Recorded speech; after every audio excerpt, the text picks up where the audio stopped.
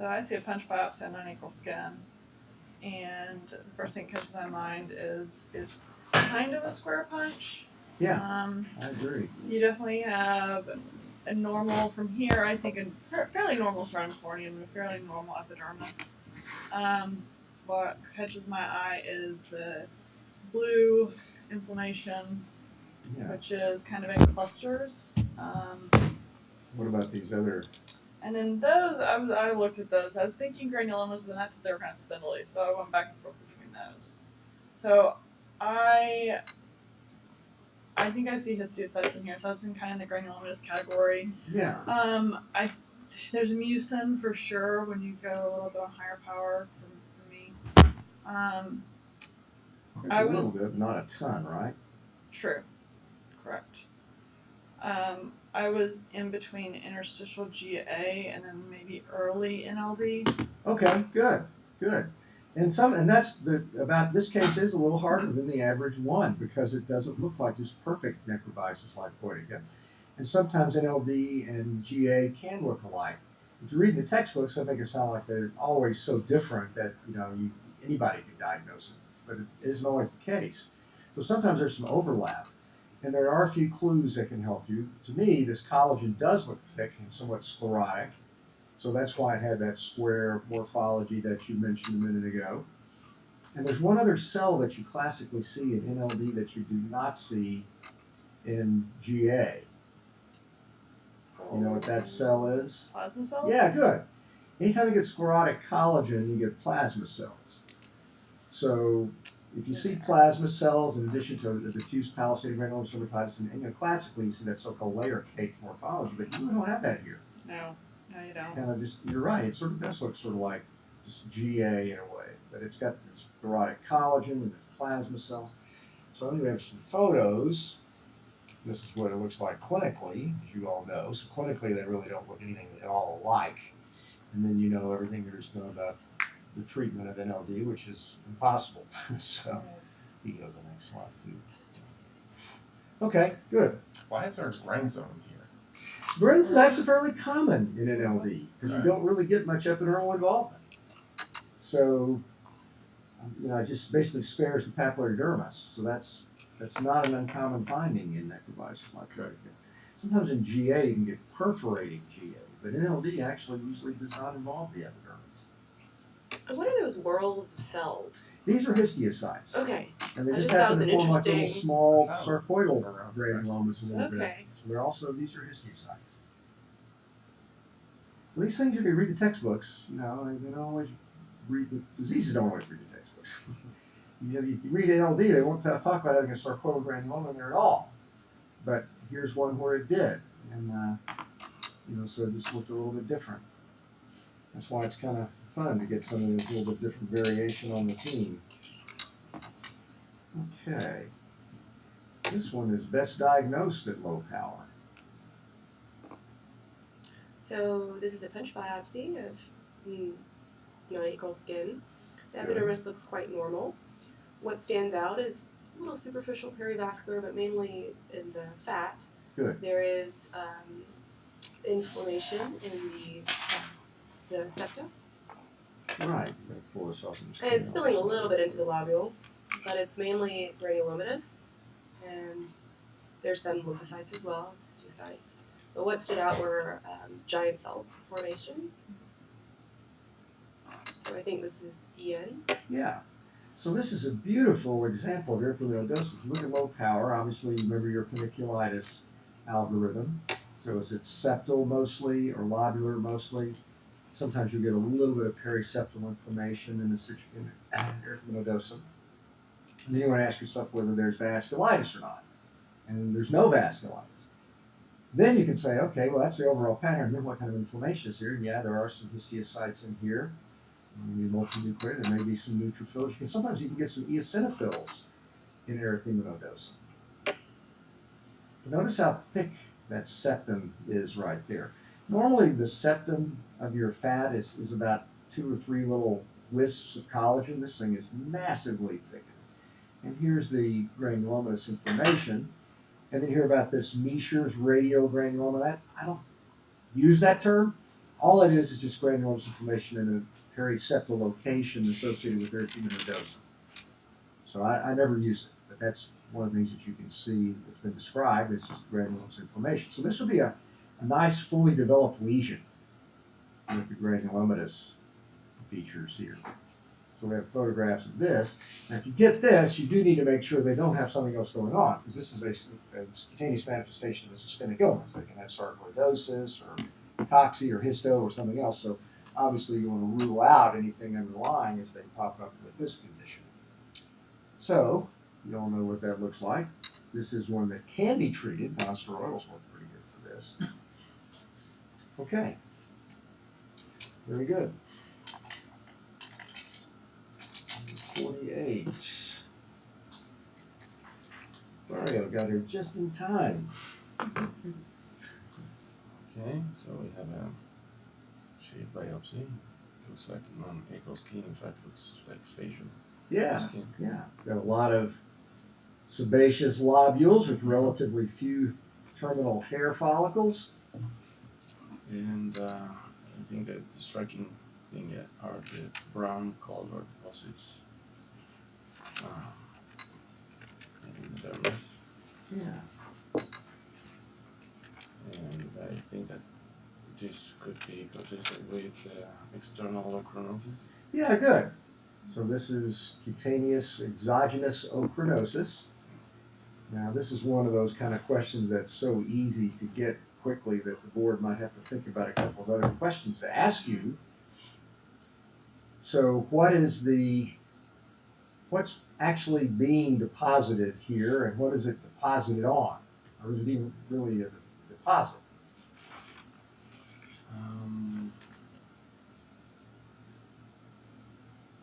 So I'm not sure in external in exogenous I remember on the endogenous is the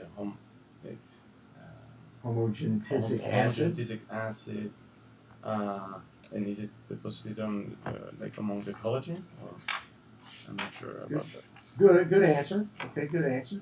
What type of fiber is this? So, It's pink and it's kind of thick. It's got a fiberblast with it. So what kind of it looks fiber? like collagen. Collagen. Yeah. What kind of fiber is this? Oh, those are elastic fibers. Elastic fiber. So these, see the elastic fiber right there, and see this material depositing on it. So actually, it's not really. I don't think it's actually depositing on it. I think it's kind of a reaction that goes on with it, because the homogentisic acid reacts with the moieties in the elastin to produce this degenerated yellowish brown elastic fiber that contains a new compound of homogentisic acid that's coupled to some of the elastin molecule moieties. And it's not normal at that point. It can be, the body can come in here and say, hey, let's get rid of this stuff. Let's transepidurally eliminate it. It forms a little brown papule like Wadi's going to show you on the picture right there. If this stuff happens inside your body, what happens? If it's endogenous ochronosis, what happens? Well, Where does it deposit there? cartilage. Yeah, the elastin, these elastin in the internal parts of your body. It deposits on your skin also, because you get a grayish color with your skin. It deposits in your aorta or your joints. You get arthritis.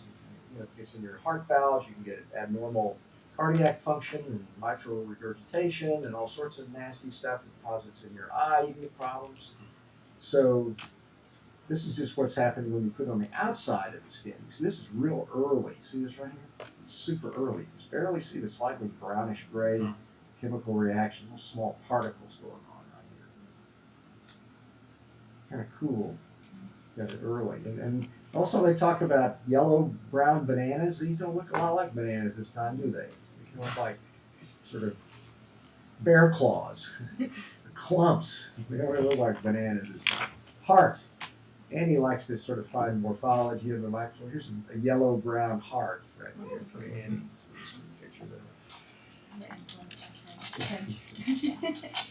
Okay, number 49. This is also a very, very, very easy one. You might even have to just only get it to look at it at low power. Alright, this is, I don't know what type of specimen. Looks like a punch cut cross section. It could be, but it's probably just like a little papule that was shaved, like a Okay. dome-shaped papule. So then a papule that was shaved off, that's cutting cross section. Yeah. So I went down the wrong avenue with this then, because I was thinking this was like an alopecia. It was very odd to me. I haven't seen biopsy cut like this before. That's good, because now you have seen it. Yes. You'll know in the future, hey, this is what happens if you cut this little dome-shaped papule in a slightly different fashion. Yeah, so I guess now, I mean, you can think of things like tag or, but it's weird that all that inflammation is at the. Yeah, it's probably just, so I guess it's probably just secondarily inflamed. And maybe when they biopsied it, rule out basal cell. Yeah. There's a bunch of hair follicles in it.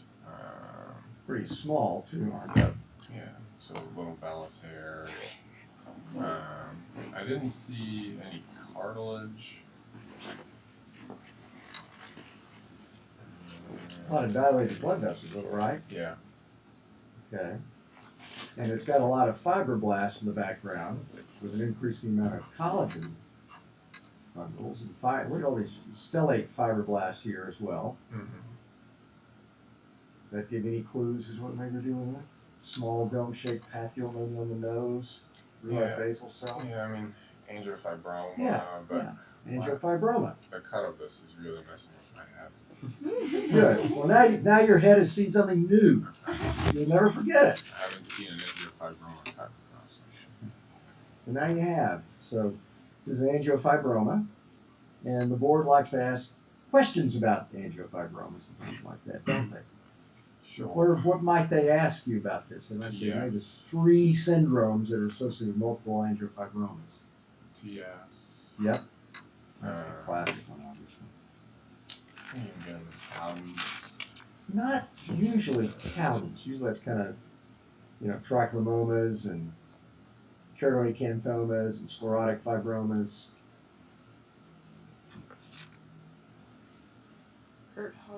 Burhog-Dubé, yes, you get them in there. Everybody thinks about fibrofolliculomas and trichodiscomas and all that stuff. But you can also get angiofibromas there. And there's one other one. There's 2 other ones that the board talks about. But there's one other one that is on every list. Did we say NF1? Or yeah, it's NF1 is one of the other ones that can, and then also MEN, multiple endocrine neoplasia. I think it's MEN1, NF2, and MEN1. So just remember that, because the board likes to ask those kind of questions. All right? So angiofibroma, you know what those look like clinically. Also, pearly penile papules can look like this. They're also angiofibromas. The Keenan tumors around the fingers on people who have TS, they also look like this under the microscope. All right. Everybody got that one right? You figured out how it was cut? Okay, number 50. Pretty easy one also for you brilliant guys here.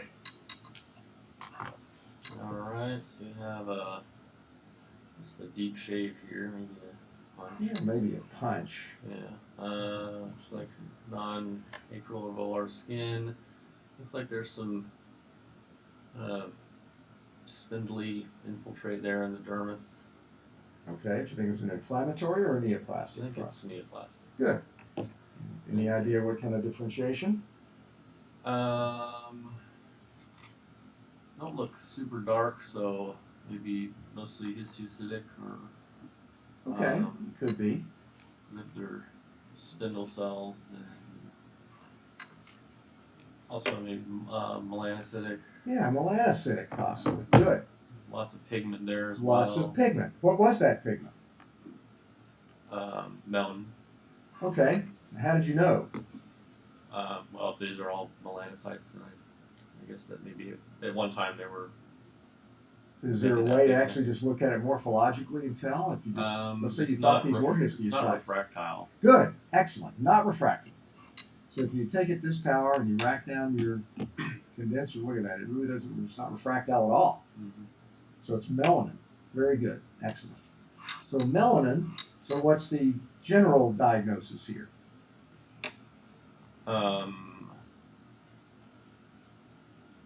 Well, just the way that it's kind of pouching down and with all those cells there, I thought maybe it was a blue nevus. Okay, good. So you melanocytic differentiation and benign or malignant, and you favor benign, and you favor the blue nevus. Now, what if you're looking at the multiple choice, and they also have in there desmoplastic malignant melanoma? Are you going to be worried about that, or you can say, nah, no chance for that? I don't think so, probably because it's very well circumscribed. Well, wait a minute. Do we really know that for sure? I guess you can't really see the lateral Yeah, we're not edges positive, so there. yeah, they're going to try to trick you. What else helps? Yeah.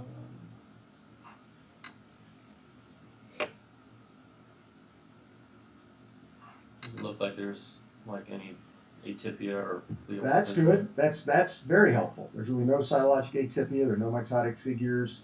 Cells arranged in these nests that coalesce in a way to form these larger aggregates.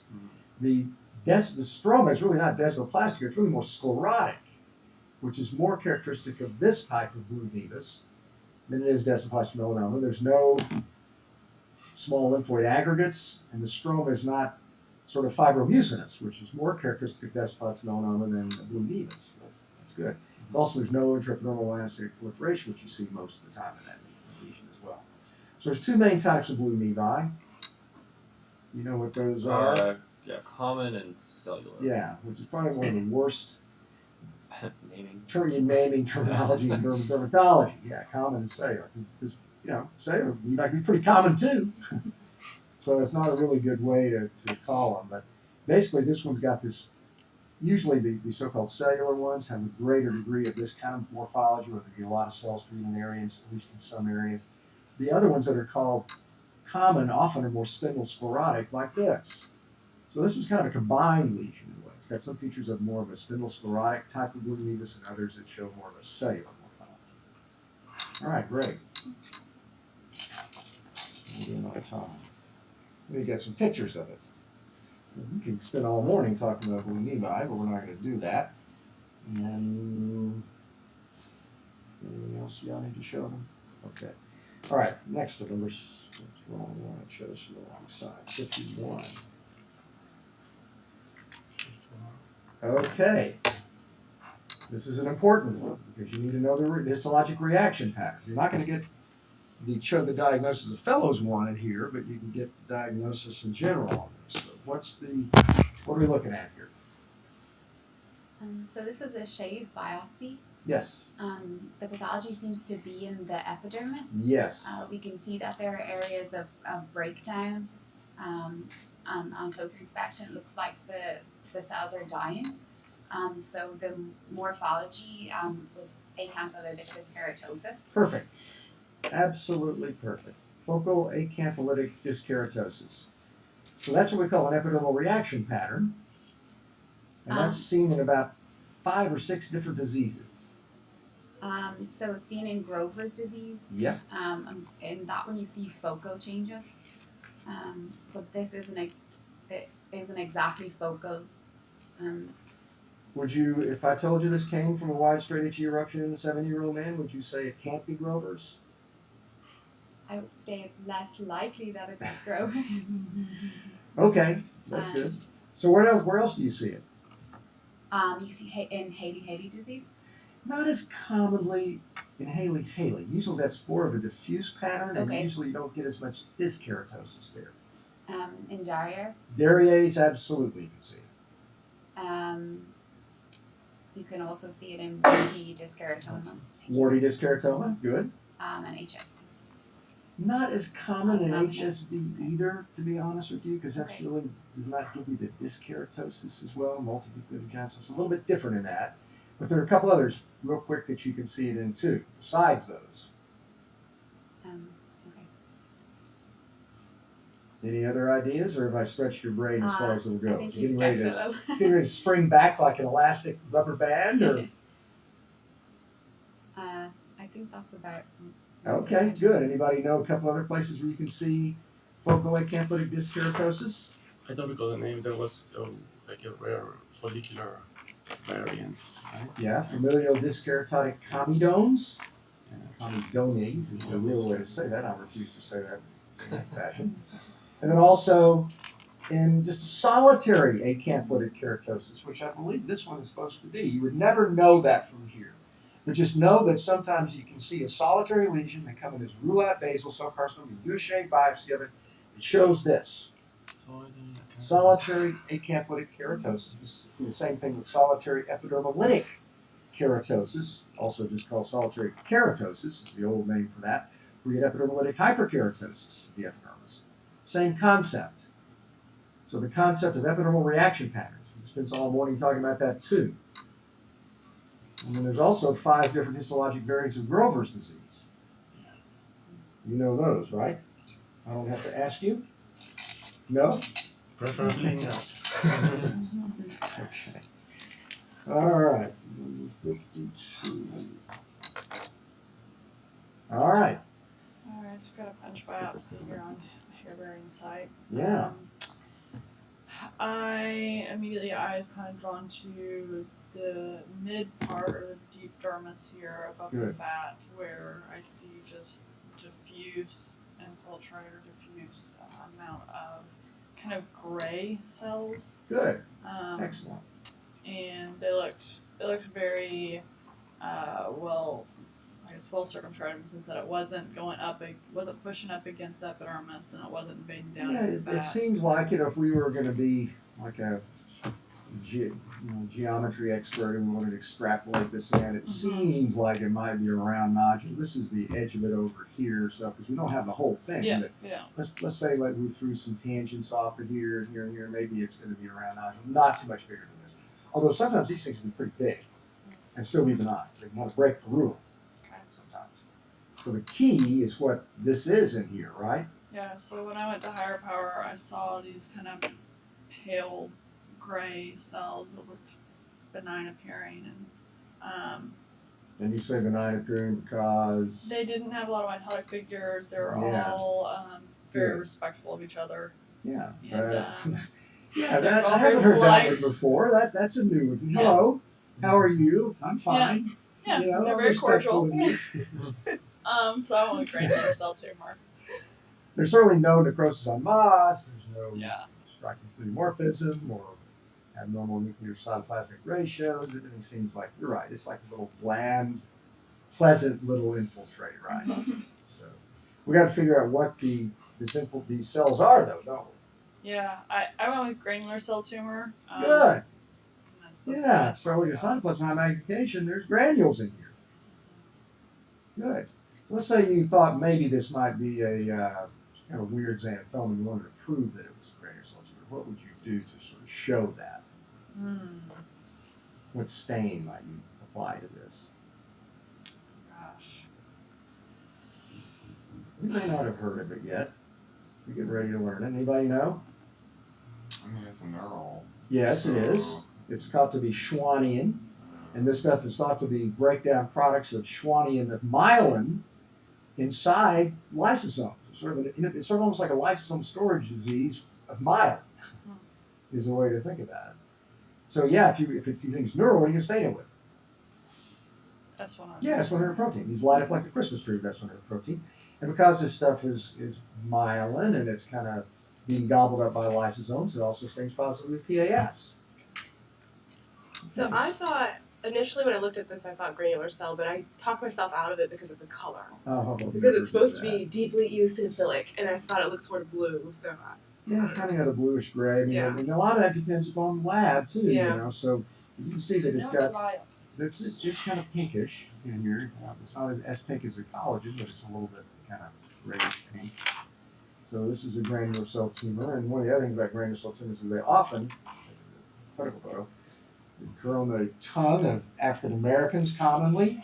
Good location for that. They used to be thought to be muscle differentiation years ago. It's called granular cell myoblastomas. not myeloblastomas, they're now known to be sort of histiocytic-like cells, Schwannian in origin, that are gobbling up myelin. Almost never malignant. It can be, but rarely malignant. Okay. Sometimes the board will give you a giant-sized slice of something like this, because they need to get, like, I guess in the old days they used to have needed lots of cuts because they give you your own slide and bring your microscope. I guess now they're doing most of it online, right? Or No, it's they digital? still do. They Still still make you bring a give microscope? giant cuts of things. Okay. They're still You have to give you a giant cut of a wart. You might get confused about it. So this is a giant-sized cut of this entity. Okay.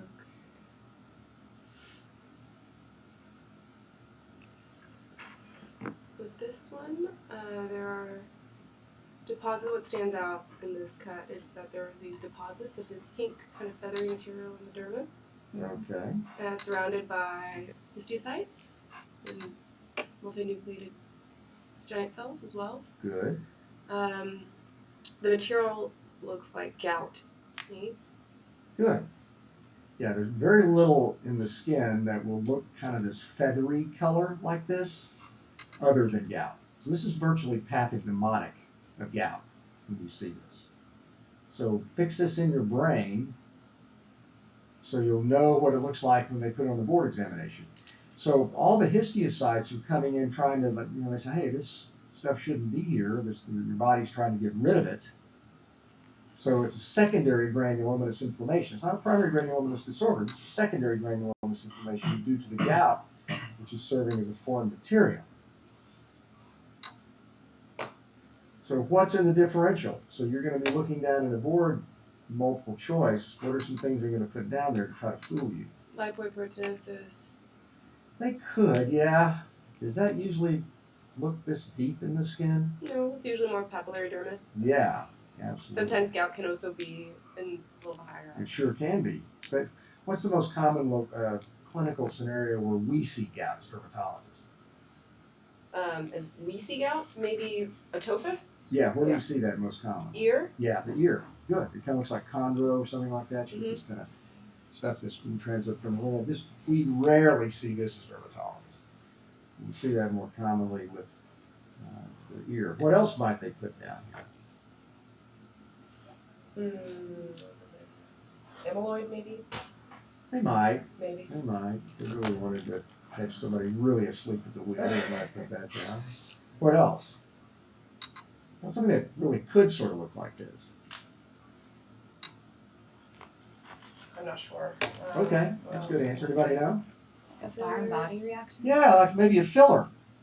What if they injected collagen or something in there? You might think that Zyplast might look a little bit like this, or they might put one of these Juvederms. So you have to know what those fillers look like. They might say hyaluronic acid injection reaction, because that could kind of fool you a little bit if you didn't see the feathery component.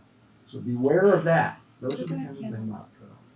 Yeah, Kenalog is a good thought too. That usually does not have a granulomatous reaction around it, because it's not actually a foreign body. It's actually, if anything, causes a decreasing amount of inflammation. And it doesn't look feathery. It looks a little different. It looks kind of granular and I guess kind of grayish white a little bit. I mean, you have to get a photograph to kind of compare it with, but it doesn't really look, it doesn't look feathery like that. I don't think anything else looks like that personally. I think you're right.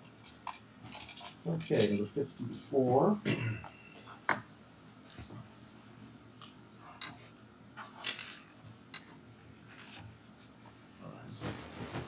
We have a small punch biopsy. Good. Non-acral skin.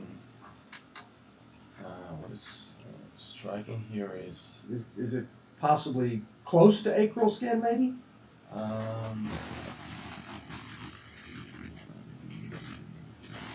Of course, the answer to that is yes. The way I asked it. well, of course, yes.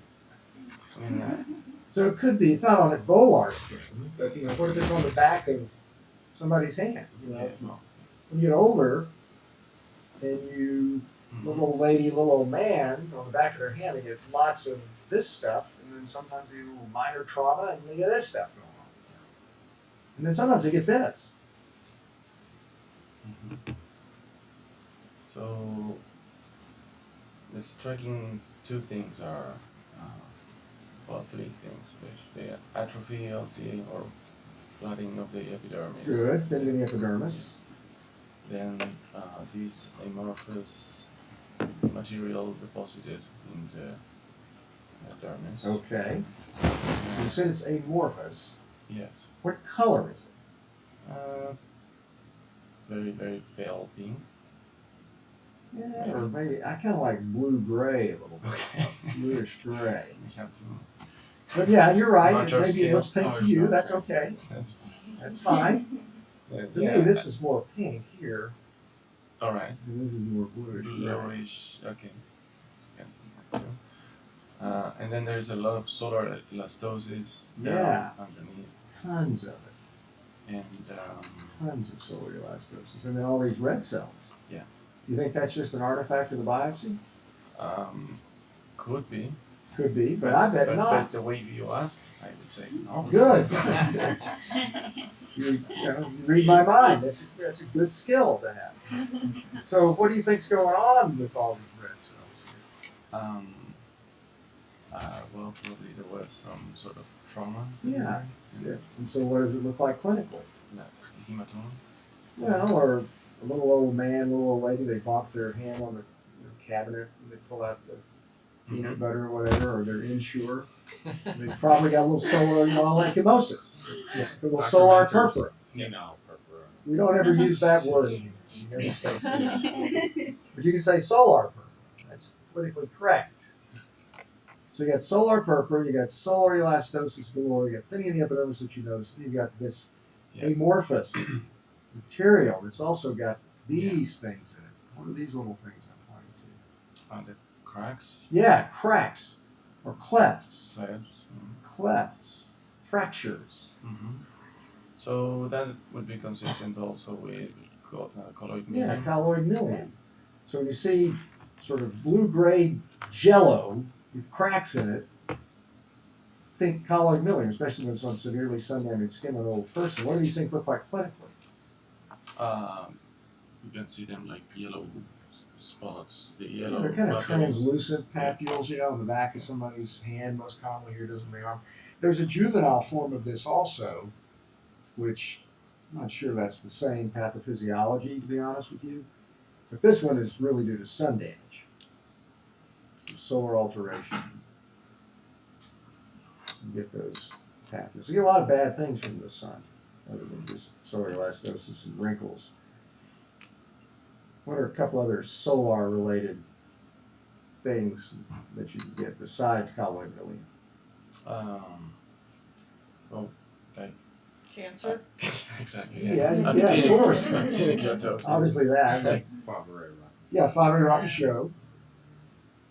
Like polymorphous later. Well, any of those photos. But you can get like a severe solar elastotic skin, million citrine skin, if you've heard of that one. So that's another entity where you can see the severe, horrible solar elastosis and of course wrinkling. So don't go bake yourself in the sun. And of course solar purple we just talked about. Okay, good. Alright, this is a punch biopsy. Looks like. Does it look like much of anything at this power? No. No, it doesn't. So there's a differential for that, right? Sure. Yeah. I was trying to think where we are. I mean, there's hair follicles, obviously. They're cut in cross section in some of these. I can't see how deep they go. We don't have a lot of fat in the specimen. Yeah, so it's probably not scalp. Probably not. It's not face for sure, since no sebaceous lobes. So it's probably like trunk or proximal extremity, most likely. Okay. Whatever. That's where we take most of our biopsies, right? Right. And if we have a chance to take an inflammatory skin disease from somebody's back versus a face, we're usually going to go for the back. We're going to leave a big hole in their face, right? So most of the time, that's where you're going to try to take your skin biopsies from. Now, at this power, you can see something going on, right? Yeah, so there's some what look like lymphocytes kind of in the periacrine and perifollicular. And also Vascular. so it's kind of superficial perivascular dermatitis, maybe a little bit of involvement around that follicle. Then what else? There's Is a that little- normal epidermis? No, No. there's a little bit of interface. Good. Good. There's interface dermatitis. Two types of interface, right? Yeah. What are those? So I mean, you can get kind of well, there's lichenoid. Good. And then there's kind of the tickling version, which I think of as just more of the. Well, there is a phrase for it. You don't have to use kind of street lingo to describe it. You know. Yes, There's I use actually a tickler word. a lot on the street. How about vacuolar Yeah. alteration? Holds vacuolar plus lichen. And notice, what are these little pink? This keratosis. Yeah, good. So you have dyskeratosis. It's got interface dermatitis, thinned epidermis, vacuolar alteration, superficial perivascular infiltrated lymphocytes. So that's very helpful, right? Yep. And then what else are you gonna look for? Mucin. Yeah, you might look for a little bit of mucin. There might be a touch of it in here. There is some. So what's the differential diagnosis? Connective tissue disease. Good. So Well, that- lupus, DM. Good, lupus or dermatomyositis. By far the most common ones are to give you this pattern. So good. So which of those is it? With the mucin, I'd lean more towards lupus. Are you gonna So are you gonna believe that though? I mean, you're gonna tell your clinician when you read the slide for them that this is definitely lupus. No, I would put a tagline at the end that says clinical correlation recommended. Good. Good. You got the makings of the dermatologist. So yeah, you're right. And there's a reason for that, because dermatomyositis and lupus, especially subacute LV, can look identical under the microscope. So it's not really a good differentiating factor. And so when these rheumatologists come to us and they say, hey, tell me, is dermatomyositis lupus? We say, yes. You figure it out. You go do the enzyme study. You go feel if they've got muscle weakness. You know, look at the clinical. Is there tendon streaking? They have lesion directly over their knuckles. They have Gottfried's papules. They have Shaw signs. They have those things. And you don't need our biopsy. In fact, sometimes it can be kind of confusing.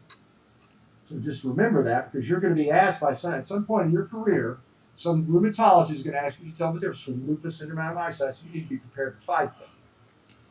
So, just so you'll know, to me, dermatomyositis is just beautiful clinical photos. It's really better clinical than it is histological. But this is a very nice example. Now, who knows what you see if you biopsy a Gottfried's papules? Not much. Yeah, you don't get good. none. You get very, very little. It's a clinico-pathologic discordance. You would think you'd see some inflammation. You'd think you see, some vacuolar alteration. You often see just almost nothing. You might see just a little smudging of the D junction, maybe a few lymphocytes. But that's also probably not the best one to biopsy because it doesn't show much of anything. Was there any follicular plugging in that one? Not really. Okay. But And even if you had some, that wouldn't necessarily discriminate. Because in the other card I saw some follicular plugging. I was like more prone to think of. Yeah, I mean, if I were going to choose that biopsy, I probably would favor lupus too. I mean, I've made that mistake many times over my career. The best thing is to be non-committal. Say this looks like connective tissue disease. We're one of those too. And they have to work it up clinically. Okay, this is a very nice one here too. Alright, so we have a punch here with what looks like a subepidermal split. Perfect. Doesn't look like there's a whole lot of infiltrate or Excellent. inflammation there in the bulla. What part of the body are we from here? Did you say? I didn't. Maybe you can see. Good. Yeah, this is apical skin this time, or near it. Yeah, pretty close. Okay, So so maybe once again, subepidermal blister with cell pore infiltrate. Mm-hmm. You see how helpful it is to have morphologic diagnostic criteria like this? Because once you get into that category, it's a small number of items that can do this, right? So yeah, this is back of the hand, so maybe PCT. Could be PCT. Anything you're going to look for to kind of help confirm that? I think it's the caterpillar bodies. Okay. Do we see any of those? thought maybe in the other cut. Is this Yeah, one? Yeah. There they are, right Yeah. there. Caterpillar. They're just, what are caterpillar bodies? Are they actually parts of a caterpillar that end up in the epidermis, or I would hope not. what are they actually? Maybe just keratotic. Yeah, they're just diskeratotic keratinocytes. It's from these small little clusters that kind of occur in a linear focal fashion because you don't get confluent epidermal necrosis usually in PCT. Can you point one more one out? Yeah, Is that right that one? here's one. Right there. okay? That's what I just wanted to make sure. Yeah. And then what else do you see here that's kind of helpful? What's this phenomenon? The blood vessels there. Well, you do see those blood vessels. So what's this phenomenon right here that I'm kind of outlining the papillary dermis at the base of the blister? What's that called? I'm not sure what that's called. Anybody know? Festooning. Oh. Festooning. What is a festoon? I haven't used that on the street before. Well, people use them at 4th of July. You know, those things that they hang down that red, white, and blue. You know, it's basically what festoons are. They're related to like curtains hanging and that sort of thing. So you get festooning in PCT fairly commonly. Now, why do you get it in PCT? Say you don't get it in erythema multiforme, which also occurs on volar scan. The reason is not just the location. Because of the lack of infiltrate that much? No. Little vessels and the hyaline around them. Yeah, the blood vessels have this pink hyaline PAS positive type 4 collagen around them that makes them thicker and more firm. So it makes those papillary dermal papillae more turgid, if you will. So they don't fall down when you get the blister. They stay there. So that's a helpful clue to the diagnosis. So this was either PCT or what other histologic identical twin is the same as PCT. Right, same pathophysiology actually, it's just not, you can't detect the circulating porphyrins to the same degree. The APP. Well, all of those, that's good, you're right, probably not that one actually, but all the other porphyrias can look the same. But there's one other one that we see that's probably induced by medications or dialysis. Don't overthink it. Drug-induced PCT. And that's known as Pseudo- pseudo-PCT. Yeah. So pseudo-porphyric vein-retardant, and that's what this one turned out to be. Now, if you do immuno on this, is it helpful or not helpful? Not helpful. That actually can be helpful. The classic patterns, you get the diffuse course collagen, diffuse course granular pattern of all the immunoreactants and around blood vessels at the D junction. So it can be helpful. Sometimes you get no immunoreaction, you just get one. But it can be helpful because it's a different pattern. You show them the clinical photos again. So it looks just like regular PCT. You can't tell it apart. Okay, and then under the microscope you see this kind of change. Now, sometimes in PCT and in pseudo-PCT you can actually get some prominent inflammation. You can actually get abundant neutrophils. It can even look almost like sweets sometimes, believe it or not. So this is pseudo-PCT, which you would not be able to tell. You just know that it's PCT or pseudo-PCT. So for EBA, if you didn't see the festooning, and That would help. Okay. And you can also get a little more inflammation usually in EBA, and you also get scarring in EBA. You can do scarring in PCT too, so that can sometimes be difficult to tell. That's where immuno might help. You've got a nice linear band versus a diffuse course granular. All right, who wants to do this cute one here?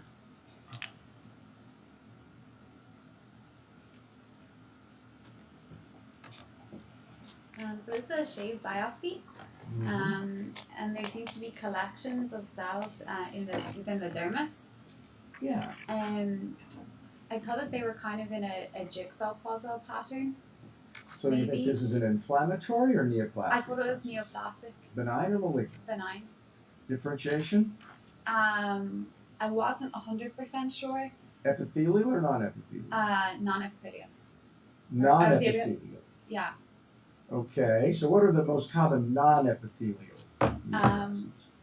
Well, you've got tumors of the nexal structures. Now those are epithelial or not epithelial? Oh, I suppose they'd be epithelial. Yeah. So you're right. So this is epithelium. It's not squamous epithelium like this. It's a different type of epithelium, right? Yeah. Because you already know the diagnosis. I just want to make sure the logic is there. Okay. So when they show you one you don't know, you can work through it the same way and get the right answer. So what is the answer? If you say jigsaw puzzle, you already know what the answer is. Is it a cylindrum? Yeah, it's a cylindroma. But it's also got a couple other little areas that are that look a little like another type of adnexal tumor. Not a ton here, but a little bit maybe. If you just had this one and blew it up maybe 10 times larger, what would you call this one little one here that's got the little droplets? A spiroadenoma? Yeah, this one looks more like a spiroadenoma. And this little area here, we get the nice round, the structures that do kind of seem to fit close to one another like a jigsaw puzzle with the cylinders of pink hyaline material surrounding them rather than being inside the aggregations. This is more the cylindromatous component. Now where do you see cylindroma and spiroadenoma together? What syndrome is that associated with? Is it Brooks-Bigler? Yeah, Brooks-Spiegler. What is the mutation in that? And that person that divides this mutation deserves a golden star because it came with a good name for it. The gene that's mutated. CYLD, like cylindroma gene. They were smart. They didn't give it some crazy number or some sort of bizarre acronym that nobody can remember. They gave something that people remember. So the CYLD gene associated with the mutation is Brooks-Spiegler. So we have a photograph of somebody who's got tons of these cylindromas here. So you biopsy one of those, you might see areas that look like classic cylindroma and areas that look more like a little spiroadenoma. Okay, so how can you tell the difference between this and a malignant cylindroma? Cylindrocarcinoma. So you look closely at the cells, see if there's any cellular atypia, look for mitotic bodies. The thing that you also would need is like a much larger biopsy because sometimes what happens is they undergo malignant degeneration within them. So you have to look at the entire thing, to make sure that you're not missing that. Okay, the next one. This is done at low power. Okay, so we have a punch biopsy and it's a scalp biopsy because we've got hair going down into the fat. It's got one hair going down to the fat, doesn't it, over here? It does have one hair going into the fat, yes. Is that, how many should it have? You should have more than one. How many should you have? Good answer. Good answer, but how many more than one? Between 2 and 5. 10? Yeah, 8 to 10. 8 to 10. If I biopsy you, we're seeing 8 to 10 here. Okay, so if this is scalp, and you only have one. Yep, so we are going in the alopecia. We are? Yeah, good. And so I don't see a lot of inflammation. Good. Here. Non-inflammatory alopecia. From this power, I cannot tell if there's scarring anywhere. It doesn't look much like it, though, doesn't look like it. Yeah, we just got a bunch of little small vellus follicles and no inflammation, no fibroplasia, nothing like that. Lots of follicles that have been shifted into telogen. And they kind of shifted into it kind of slowly, didn't they? You don't see any catagen follicles, even at low power. What does this look like at low power? This is the key to this diagnosis. That's why I want you to go higher. I'm not going to let you go higher on this. You have to do it at low power. So what does it look like on low power? So it does look like villus hairs on low power. But if I were going to say, if this were going to biopsy a normal skin on somebody, what does this look like? Like facial skin. Good. Yeah. Why does it look like the face? Because the villus hairs and sebaceous glands. The size, the relative size. So the sebaceous lobules are relatively larger than the small residual follicles. There's a lot of them there. Why are there a fair number of sebaceous lobules? If I biopsied your scalp also, I wouldn't see too terribly many. You'd have a little small sebaceous lobule, maybe kind of like this, sitting off a follicle that's way down in the fat. A lot of them. Here we've got pretty big ones. Why are they big? Because they're working hard. And why are they working hard? Uh, What makes sebaceous lobules work harder than normal? androgens? Yeah. So what's the diagnosis? Androgenetic Androgenetic alopecia. 2 plus 2 equals 4. Yep. Looks like a biopsy from the face with large sebaceous lobules, relatively small follicles, nothing rooted in the fat, or so maybe one. It's androgenetic alopecia. Then you go to higher magnification. Well, let's make sure there's no scar. You just didn't see a low power. Let's make sure there's no inflammation or anything like that. And there's not. So this is just a fantastic example of androgenetic alopecia. Now, I know Jeff likes to see things cut at a 90-degree angle, so we've got another biopsy here just for him. Jackpot. See this? So here's the same thing, just cut the other direction. But the nice thing about this one, this was invented years ago by Terry Headington in Michigan, is you see more follicles. So the other one you see like maybe 8 to 10, here you say 20 to 30. It shows the same pattern, it's just cut differently. It looks like the face again. So no real catagen follicles. If you see more catagen and less increased size of sebaceous lobules, then you start thinking of telogen effluvium. Again, it's a non-inflammatory alopecia. And sometimes you get telogen effluvium superimposed on somebody that's got alopecia. Then you'll see maybe one follicle in catagen. You'll see, a little bit more dynamic. That could be a harder one to diagnose, but that's not for you. That's for us.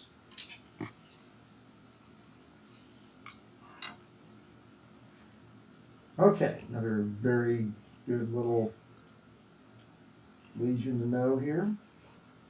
Okay, so we have a good shade here with a non-acral skin with kind of normal epidermis. What stands out is this proliferation of these dark blue cells Yeah. in the dermis. So neoplasm, Neoplasm. benign or malignant? Well, it's well It circumscribed. sure is. Very well circumscribed here. What about symmetry? It's pretty symmetrical. Very symmetrical. What about size? So again, we're going to draw a circle out here and say this is probably the whole thing. Yeah. Large or small? Medium. Small. Good. Good. A small lesion. Not tiny, but it's certainly relatively small, symmetrical, well circumscribed. So architecturally benign. Yes. And what about differentiation? Epithelium or non-epithelium? Epithelium. Epithelium. Which type of epithelium? Adnexal. Okay. Which type of adnexal? Very early differentiation of the trichoblast. So follicle. Uh-huh. Good. Good. So follicular. Mhm. Excellent. Okay. And you said it's very primitive. Mm-hmm. So when something's primitive, what do we call it? Blast. Blasts. Good. And if it's primitive hair follicle, what do you call it? Trichoblastoma. Yeah, trichoblastoma. Good. That's exactly what this is. This is a trichoblastoma, which is a benign adnexal neoplasm. It's analogous to a trichoepithelioma, but it's more early, more primitive differentiation. These are all differentiating for little early papillary-mesenchymal bodies here. Here's the little dermal papilla, and here's a little primitive hair follicle that's trying to form around it. Never really made it. Made it into this little neoplasm here.